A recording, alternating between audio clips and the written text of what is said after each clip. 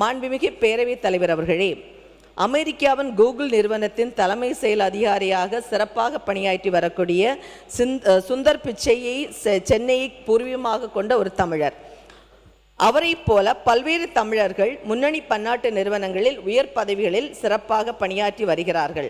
அவர்களை தமிழக அரசு தொடர்பு கொண்டு தமிழகத்தில் புதிய முதலீட்டுகளை அந்நிறுவனங்கள் மேற்கொள்ள வகை செய்ய வேண்டும். தமிழகத்தின் தொழில் வளர்ச்சிக்கு கர்ம வீரர் காமராஜர் ஆட்சியில் போடப்பட்ட வலுவான அஸ்திவாரத்தின் மீது தான் பின்னர் இந்த ஆட்சிகள் அனைத்தும் தொழில்துறை வளர்ச்சியை கட்டியமைத்தன.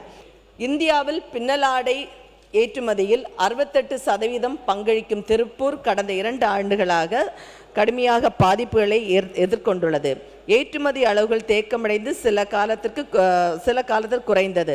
பல்வேறு நாடுகளின் தலைவர்கள் அதிபர்கள் செய்வதைப் போல் முதலமைச்சர் விஜய் அவர்கள் திருப்பூரின் பிராண்ட் அம்பாசிடராக செயல்பட்டால் உலக அளவில் திருப்பூரின் மதிப்பை அதிகரிக்க செய்யும் தொழில் வளர்ச்சி மேம்படும்.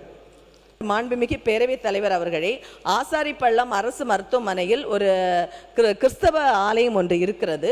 இந்த ஆலயம் முன்னாடி ஒரு 200 வருஷத்துக்கு முன்னாடி கட்டப்பட்ட, ஒரு 150-200 வருஷத்துக்கு கட்டப்பட்ட ஒரு ஆலயம். கொரோனா டைமில் என்னாச்சுன்னா அந்த ஆலயத்தை பூட்டினாங்க.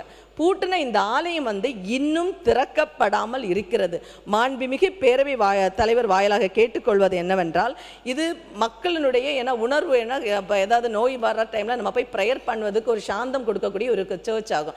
இந்த கோயிலை உடனடியாக திறக்க வேண்டும் என்று மாண்புமிகு பேரவைத் தலைவர் வாயிலாக நான் கேட்டுக்கொள்கிறேன். மாண்புமிகு பேரவைத் தலைவர் அவர்களே, அந்த நாகர்கோவில் பகுதியில் இருக்கக்கூடிய ஒரு மருத்துவமனையில் இருக்கக்கூடிய கிறிஸ்தவ மதத்தினுடைய வழிபாட்டு தலம் கொரோனா காலத்திலிருந்து பூட்டப்பட்டிருக்கின்றது என்பதை கவனத்தில் கொண்டு வந்தமைக்காக மாண்புமிகு உறுப்பினர்களுக்கு நன்றி தெரிவித்தவனாக, ஒவ்வொரு மாவட்டமாக சிறுபான்மை நலத்துறையின் சார்பில் ஆய்வுக் கூட்டங்களை நடத்தி வந்து கொண்டிருக்கிறோம்.